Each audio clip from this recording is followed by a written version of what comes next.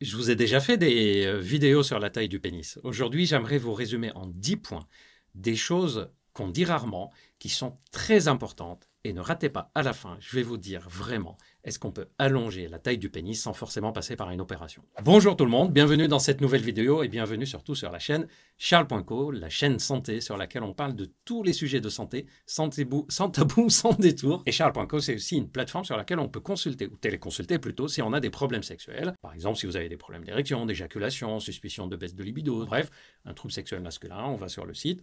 On choisit le type de problème pour lequel on souhaite consulter, on remplit le questionnaire confidentiel précis pour chaque problématique, on fait le point avec des médecins spécialisés dans leur domaine, qui vont nous dire est-ce qu'il y a besoin de traitement, des conseils, est-ce qu'on va prescrire à des examens, pas d'examens, bref.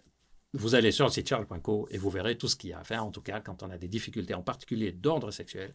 Ceux qui me suivent savent ce que je dis et je répète maintenant, on ne reste pas seul à se dépatouiller comme on peut, on consulte ou on téléconsulte si c'est plus facile. Et s'il y a une question qui revient très souvent chez les hommes, c'est la question de la taille du pénis. Et il y a beaucoup de méconnaissances et de fausses croyances là-dessus. Aujourd'hui, j'aimerais vous dire en 10 points des éléments que je trouve très important et qu'on ne dit pas si souvent que ça sur l'histoire de la taille du pénis. Je vous ai déjà fait des vidéos sur la taille du pénis. Il y a des vidéos sur est-ce qu'on peut l'agrandir, il y a des conseils sur comment utiliser le pénis, même quand il est de petite taille. Aujourd'hui, j'aimerais vous dire des éléments que je trouve très importants et qu'on ne dit pas si souvent que ça. Premier élément, les enquêtes montrent que les hommes surestiment souvent la taille moyenne du pénis, tandis que les femmes ne surestiment pas autant que les hommes la taille moyenne du pénis. Pour être plus précis, quand on demande aux hommes, à votre avis, quelle est la taille moyenne du pénis, souvent les hommes donnent un chiffre qui est 1,5 cm, voire 2 cm au-dessus de la taille qu'on sait que c'est la taille moyenne du pénis. Les femmes donnent un chiffre qui n'est pas si élevé que ça par rapport à la taille moyenne. Vous voulez quelque chose de plus précis?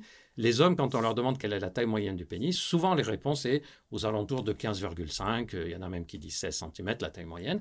Les femmes, quand on leur demande quelle est la taille moyenne du pénis, elles disent plutôt 14,5 cm. Ça, c'est dans des enquêtes, en particulier une enquête qui a été faite dans les Flandres, en Belgique, et aussi des enquêtes qui ont été faites aux États-Unis, et en Europe, au sud de la France, nord de l'Italie. Je vous dirai bien sûr juste après quelle est la taille moyenne du pénis. Sachez en tout cas que les deux chiffres que je vous ai donnés sont au-dessus. Pour les hommes, c'est bien au-dessus. Pour les femmes, c'est juste au-dessus. Donc, les hommes pensent que le pénis doit être plus grand, alors que les femmes donnent une taille qui est assez proche de la réalité. Deuxième point, les jeunes de nos jours surestiment beaucoup plus la taille du pénis que les jeunes d'il y a une trentaine d'années. En d'autres termes, quand on demande à quelqu'un qui a 18, 19, 20 ans de nos jours, à votre avis, quelle est la taille moyenne du pénis, il donne des chiffres plus élevés que quelqu'un qui a 45, 50, 60 ans. Comment on explique que les jeunes de nos jours surestiment la taille moyenne du pénis? C'est très probablement lié au visionnage porno jeune, qui est beaucoup plus important de nos jours. Et donc, le repère qu'on a, c'est ce qu'on a dans les films porno. D'ailleurs, si vous voulez tout savoir sur les films porno, je vous ai déjà fait des vidéos, dont une avec Céline Tran, une très belle vidéo où on explique même les coulisses du porno et on donne des informations sur le plaisir sexuel féminin. Vous pouvez aller voir ces vidéos-là dans lesquelles j'explique pourquoi cette notion de taille de pénis est très différente dans les films porno que dans la réalité. En tout cas, les jeunes de nos jours surestiment et pensent que le pénis doit être beaucoup plus gros qu'il ne l'est en réalité, très probablement à cause de ça. Troisième point, on vient de dire qu'il y a une surestimation de la part des hommes de la taille moyenne, alors que la vraie taille moyenne du pénis est de, roulement de tambour, 13,8, 13,9 cm. En tout cas, comme vous voyez, la taille moyenne du pénis, longueur en érection, est un peu en dessous de ce que les hommes pensent que ça devrait être. Quatrième point, la taille au repos ne laisse pas du tout présager de la taille en érection. En d'autres termes, on ne peut pas deviner la taille en érection d'un pénis en regardant sa taille au repos. Il y a même des études qui ont été faites spécialement là-dessus. La taille au repos ne dépend que de l'état, de la contraction des muscles, de la circulation du sang, de la pression sanguine qu'il y a dans le pénis, mais ça dépend aussi de la chaleur, ou du froid plutôt, ou du stress, de l'état de contraction. Alors que la taille en érection va dépendre de l'érection et de la taille maximale que le pénis peut avoir en se détendant. En tout cas, la taille au repos n'est pas du tout corrélée à la taille en érection. Cinquième élément. Puisqu'on est en train de parler de taille au repos non corrélée à la taille en érection, figurez-vous qu'il y a une étude qui a essayé de savoir s'il y a un élément dans notre corps qui peut être corrélé à la taille du pénis. Vous savez qu'il y a des légendes du genre la taille du nez, la distance entre l'index et le pouce, la distance entre le cinquième doigt et le pouce, la distance entre, je sais plus, il y avait un truc avec les genoux et le tibia, bref, j'en ai vu plein. Figurez-vous que cette étude s'est intéressée à ça, à ces mythes-là. Et on s'est rendu compte qu'il n'y a rien aucun élément dans notre corps qui peut être corrélé à la taille du pénis. Donc on ne peut pas deviner la taille du pénis de quelqu'un en le regardant. Il n'y a qu'une seule façon de savoir quelle est la taille de son pénis, c'est de le mesurer. Rien. Il y avait juste un petit truc, c'est le tour de taille. Et c'est quelque chose que je répète souvent aux patients que je vois en téléconsultation, pas que moi, hein, les autres médecins de la plateforme. À chaque fois qu'on a des patients qui ont un doute sur leur taille du pénis, qui disent qu'ils trouvent que leur pénis n'est pas de bonne taille, il y a un élément qui semble être corrélé, c'est quand même le tour de taille. Et c'est logique, plus on a de graisse au niveau abdominal, plus la base du pénis va être enfouie dans la graisse abdominale, donc il va paraître plus petit, mais aussi parce que la graisse abdominale mange un tout petit peu de notre testostérone. Je vous en ai parlé dans les vidéos où j'explique quelles sont les causes de baisse de testostérone et comment on peut booster naturellement notre testostérone, et cette graisse abdominale joue un rôle là-dessus. En tout cas, on retient simplement qu'on ne peut pas deviner la taille du pénis de quelqu'un en observant quelque chose autre dans son corps. Il n'y a aucune corrélation entre aucun élément de notre corps et la taille du pénis. 6e point, est-ce que vous saviez que la rétraction du pénis au repos, c'est un phénomène de protection? C'est quelque chose qui est prévu dans le fonctionnement de notre corps pour protéger notre pénis et l'appareil reproducteur. Voyons ça plus précisément. Les testicules et le pénis, quand il fait froid, vous l'avez sûrement remarqué, ça se contracte et ça rentre dans le corps. Pourquoi? Parce que quand la température extérieure autour de notre corps baisse de façon importante, le sang va moins bien circuler en périphérie du corps. C'est pour ça qu'on a froid dans les mains, les pieds en premier, et le corps va réagir en amenant le sang dans les organes vitaux, et donc il y a moins de sang dans cette zone-là. Et ça se contracte, ça rentre dans le corps pour éviter que ça s'abîme avec le froid, qu'on est, vous savez, comme on a au bout des doigts, les doigts bleus, qu'on a des nécroses, il fait très froid. D'ailleurs, est-ce que vous savez, il y a une personnalité célèbre qui a failli perdre son pénis à cause du froid. Est-ce que vous voyez qui c'est? C'est le prince Harry d'Angleterre, je vous ai déjà fait une vidéo là-dessus, il a expliqué qu'il a failli perdre son pénis à cause du froid, et en fait, c'est dans les froids extrêmes bien sûr, mais c'est pour ça que quand il fait froid, il y a un phénomène qui fait que notre pénis et les testicules rentrent, pour éviter que ça s'abîme à cause du froid comme d'autres extrémités. Et le deuxième point est encore plus intéressant, c'est pourquoi ça rentre en cas de stress. Ça semble être un reste d'un réflexe animal qu'on a. Dans notre cerveau, quand on est en état d'anxiété, de stress, notre cerveau est incapable de dire « Est-ce que je suis stressé juste parce que j'ai peur d'avoir laissé la porte ouverte ou est-ce que je suis stressé parce qu'il y a un danger immédiat, je risque de tomber, je risque de me faire attaquer par un lion ?» Par précaution, dès qu'il y a un état de stress, on contracte la zone génitale pour qu'elle rentre, pour éviter que la zone génitale s'abîme. C'est un réflexe qui est prévu pour la reproduction, pour garantir la reproduction de l'espèce humaine. Vous savez qu'il y a un réflexe pour garantir ça dans notre corps. Et donc, il semble que le stress et le froid font contracter cette zone-là, le pénis vers l'intérieur, à cause de ça. Donc, c'est quelque chose qui est non contrôlable. Numéro 7. Dans les enquêtes européennes, on s'est rendu compte que pratiquement 9 femmes sur 10 disent qu'elle est satisfaite de la taille du pénis de son partenaire. Mais on avait seulement un homme sur 3 qui se disait satisfait de la taille de son pénis. Et vous voyez le décalage. En fait, ça a l'air d'être quand même plus une problématique de l'homme qui se pose des questions, qui se met la pression, plus qu'au niveau des femmes. Bon, ça veut dire quand même qu'il y a 10% des femmes qui disent « Non, moi je ne suis pas satisfaite de la taille du pénis de mon partenaire ». Et on s'est intéressé, j'avais participé personnellement à une enquête il y a une quinzaine d'années, on s'est rendu compte que les femmes qui disent préférer un pénis de taille un peu au-dessus, c'était des femmes qui avaient eu beaucoup de grossesses, beaucoup d'accouchements, des femmes qui avaient eu des problématiques gynécologiques ou des femmes qui avaient eu plusieurs partenaires, mais dans cette histoire de plusieurs partenaires, c'était le point le moins fréquent. C'était plutôt l'histoire gynécologique ou des préférences personnelles. Mais même là, quand les femmes disaient « j'aimerais une taille un peu au-dessus », elles ne parlaient pas de taille démesurée, hein, et c'était que 10%. En tout cas, 90% des femmes disent « moi, la taille de pénis de mon partenaire me satisfait comme ça ». Et je vous ai d'ailleurs déjà fait des vidéos dans lesquelles je vous explique les préférences des femmes, quel est le pénis idéal. Dans cette vidéo, quel est le pénis idéal, je vous ai parlé de quelques éléments de ce type. Bah tiens, je vais vous rappeler, ça sera le point numéro 8. 8e point, quel est le pénis idéal? On s'est basé, là j'aimerais vous rappeler ce que disent les femmes, parce que quand un homme dit qu'il aimerait avoir un pénis plus grand, c'est souvent pour son partenaire ou sa partenaire. Il y a déjà eu des études pour les hommes qui ont des relations sexuelles avec les hommes, et en fait ces études-là donnent des chiffres qui sont quand même assez proches de ce qu'on a sur les études dans le monde hétérosexuel. Et que disent ces chiffres? En fait, les partenaires, quand on leur demande quel est le pénis idéal pour vous, quels sont les critères de pénis idéal pour vous, ce n'est pas la taille qui arrive en premier critère, c'est plutôt l'allure globale, l'esthétique globale. C'est est-ce que c'est joli à regarder ou pas. Ensuite, on a l'esthétique de la peau, est-ce qu'il y a des boutons, est-ce qu'il y a des lésions, est-ce que la peau est abîmée, etc. Ensuite, on a l'esthétique des poils, est-ce que les poils sont plutôt quand même un peu coupés ou est-ce que ça envahit sur le pénis. Il y a aussi l'hygiène qui arrive avant l'histoire de la taille. Donc nous les hommes, on est focalisés sur la taille en disant bah, c'est la première chose qu'elle va regarder quand je vais me dénuder, alors que ce n'est pas vraiment la première chose, c'est plutôt l'allure globale, l'esthétique, est-ce que c'est soigné, pas soigné, et ensuite la taille arrive. Alors évidemment, on ne parle pas de micro-pénis, puisque je vais en parler juste après, mais globalement, si c'est dans la moyenne, on sait qu'il y a 90% des femmes qui vont dire mais c'est très bien comme ça. 9e point, la majorité, la grande majorité des hommes qui consultent pour petite taille de pénis ont en réalité un complexe de petite taille de pénis alors que leur pénis est normal et même bien dans la moyenne. Vous ne pouvez pas imaginer le nombre d'hommes que j'ai eu en téléconsultation, que mes collègues ont eu en téléconsultation. Ils ont consulté par exemple pour un trouble de l'érection ou une éjaculation précoce et ils profitent pour poser la question sur la taille de leur pénis en disant est-ce qu'on peut allonger la taille de mon pénis? Et on leur demande quelle est la longueur de votre pénis.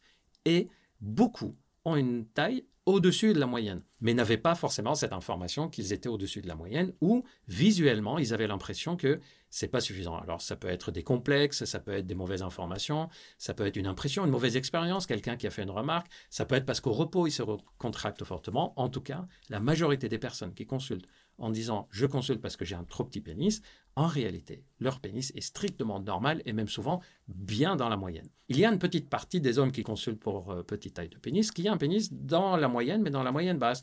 Par exemple, il va être aux alentours de 11 cm en longueur. Donc on est encore dans la normale, puisque la normale c'est au-dessus de 10, mais on commence à dire ok, c'est de petite taille. Je vous ai fait une vidéo spéciale pour savoir comment on fait pour donner du plaisir quand on a un pénis de taille petite ou moyenne petite. Quelles sont les astuces pour que ça se passe bien sexuellement? Allez voir cette vidéo, même quand on a un pénis de taille normale, ça vaut le coup de le savoir, parce que c'est une façon d'utiliser et d'avoir les rapports sexuels en tenant compte de la taille du pénis. Et il y a une petite partie de personnes qui consultent pour taille de pénis et qui ont un véritable micro-pénis. Pour info, le micro-pénis, c'est une problématique médicale, c'est une définition médicale, c'est un pénis qui a moins de 9 cm en érection. Et là, on va faire des examens, on va faire des recherches. Idéalement, ça doit être repéré avant la fin de l'adolescence. Pourquoi? Parce qu'avant la fin de l'adolescence, on peut agir. S'il y a un traitement hormonal, c'est à ce moment-là qu'il faut le faire. Une fois que l'adolescence est terminée, qu'on a au-delà de 18, 19, 20 ans, les traitements hormonaux n'auront plus d'impact parce qu'il n'y a plus les récepteurs hormonaux au niveau du pénis. Un peu à la fois, les récepteurs se désensibilisent, ne répondent plus à la testostérone. 10e point, est-ce que c'est vrai qu'on peut allonger la taille du pénis sans forcément passer par de la chirurgie? La réponse est on peut faire des choses, oui, et je vais vous les dire. Mais avant de les faire, souvenez-vous que dans 90% des cas, les partenaires sont parfaitement satisfaits de la taille du pénis. Donc, ce n'est pas la peine de s'embêter si tout va bien. Et souvenez-vous que la majorité des hommes qui veulent allonger la taille de leur pénis ont un pénis de taille normale. Donc, oui, je vais vous donner des conseils, parce que je ne vais pas retenir des informations, mais en même temps, je vous dis, dans la majorité des cas, aucun intérêt à les faire. Quoique, les 2-3 premiers conseils, ça vaut le coup de les faire, quelle que soit notre situation de pénis. Voici pour vous la liste des conseils quand on veut allonger le pénis. Premier conseil, j'en ai un peu parlé au cours de la vidéo, perdre du ventre. Perdre de la graisse au niveau du ventre. Comme je vous ai dit, cette graisse abdominale, elle va venir enfouir la base du pénis et elle peut aromatiser la testostérone, c'est-à-dire la transformer en hormone féminine. Or, on a besoin de cette hormone mâle, testostérone à la longue, pour que le pénis continue d'avoir une bonne trophicité, une bonne capacité, sinon il va rétrécir avec l'âge. Donc, premier conseil, la graisse au niveau du ventre. On la perd. Deuxième conseil, si on est du genre à être souvent en état d'anxiété, de stress, de cogitation, ou même s'il n'y a pas la partie on va dire psychologique de l'anxiété, du stress, si on est du genre à cogiter beaucoup, réfléchir, anticiper, prévoir, en état d'hyperactivité mentale en continu, on va aussi sécréter de l'adrénaline qui va fermer et contracter cette zone-là, ça va fermer les artères et les contracter et donc tirer le pénis vers l'intérieur, ce qui visuellement va être gênant. Et même en érection, on risque de ne pas avoir un remplissage complet du pénis avec le sang, une très bonne pression à cause de cette contraction liée à l'adrénaline. Donc mon deuxième conseil, c'est apprendre à baisser la pression au niveau mental, à prendre conscience qu'on peut se détendre mentalement pour que le pénis soit détendu aussi à l'état de repos. Troisième conseil, améliorer tout ce qui aide à améliorer la microcirculation sanguine dans le pénis. Je vous rappelle que le pénis est fait de sang en grande partie. Et donc, plus le sang rentre correctement là-dedans, plus ça va le pousser vers l'extérieur, ça va le nourrir, ça va apporter des cellules nourricières, de l'oxygénation, etc. Plus le pénis aura une bonne forme et même une bonne taille. Donc, on évite le tabac, on fait du sport, on applique des alimentations qu'on appelle anti-inflammatoires, antioxydantes. Allez voir les vidéos que je vous ai déjà faites sur ce sujet, sur les aliments anti-inflammatoires. Quatrième élément, ce sont les étirements qu'on fait au niveau du pénis. Ça peut se faire manuellement, mais ce n'est pas si pratique que ça, parce qu'en fait, ce n'est pas en tirant 2-3 fois sur le pénis qu'il va s'allonger. Il faut un étirement doux, continu, progressif.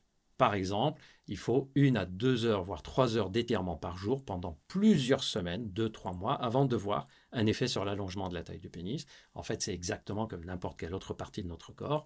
À force d'étirer la zone, ça finit par se détendre un peu à la fois et donc d'augmenter. Mais attention, ça doit toujours être sans aucune douleur. Par exemple, si on utilise un extenseur du pénis, qui est le plus utilisé dans ces situations-là, oui, on peut allonger jusqu'à 1 cm, parfois 1 cm, un peu plus qu'1 cm en longueur, mais attention, ça nécessite que ça soit fait sans jamais brusquer, en étant patient, que ça va prendre 2, 3, 4 mois. Dans les études, dans les recherches, on se rend compte que ça aide. En pratique, malheureusement, en fait, il y a beaucoup d'hommes qui lâchent ou qui, voyant que ça ne donne pas de résultat, arrêtent. Et on se rend compte que ce n'est pas si facile que ça à faire tous les jours, 2-3 heures par jour pendant plusieurs mois. Mais si on est motivé et qu'on le fait correctement et qu'on suit les bonnes instructions d'utilisation, il n'y a aucun problème. 5e point, quelquefois, on conseille de rajouter des produits à base de plantes. Alors ça peut être des plantes pour diminuer les sécrétions d'adrénaline et donc diminuer la contraction de cette zone-là. Donc ça va être des plantes plutôt à viser, on va dire anti-stress, anti-anxiété. Parfois, on va utiliser des phytothérapies et des oligo-éléments qui aident la régénération de cette zone-là et la microcirculation, comme la L-arginine, comme le zinc, mais aussi des phytothérapies qui aident aussi les érections. Alors pourquoi? Parce que plus on va avoir des érections, par exemple la nuit le matin, plus le pénis va être poussé vers l'extérieur. Et donc, en fait, ça va lutter contre la rétraction et ça va permettre au pénis d'avoir une impression globale, d'avoir une bonne taille. Et quelquefois, rarement, on peut profiter de l'occasion pour améliorer les érections en même temps en utilisant le tadalafil qui a toute petite dose, 2,5 mg tous les 2 jours ou 5 mg tous les 2 jours, tous les 3 jours. Dans ce cas-là, l'objectif, c'est relancer les érections de la nuit du matin et en même temps, on en profite pour mettre une pression sanguine et une bonne circulation sanguine dans le pénis. Souvent, c'est le fait de mélanger tout ça, c'est-à-dire si on fait déjà une bonne alimentation, on fait du sport, on perd du poids au niveau du ventre, on ne fume pas. Si on a envie d'utiliser un extenseur, même si ce n'est pas obligatoire, on utilise une alimentation qui permet une bonne microcirculation, on rajoute à l'extenseur l'utilisation de tadalafil à petite dose. C'est comme ça qu'on obtient des résultats qui permettent d'éviter d'aller jusqu'à l'opération, la chirurgie. Voilà, j'espère que cette vidéo vous a plu, j'espère que vous avez appris des choses. J'ai essayé d'être synthétique sur les 10 points les plus importants. Je vous ai fait d'autres vidéos sur ce sujet, n'hésitez pas à aller les voir d'ailleurs, il y a plein de sujets d'ordre sexuel. N'oubliez pas de me mettre des commentaires, de liker la vidéo si ça vous plaît, de la partager, de vous abonner si vous n'êtes pas encore abonné. J'ai encore plein de sujets à partager avec vous, je vous prépare plein de vidéos sur plein de sujets de santé de toutes sortes. Prenez bien soin de vous et à très bientôt.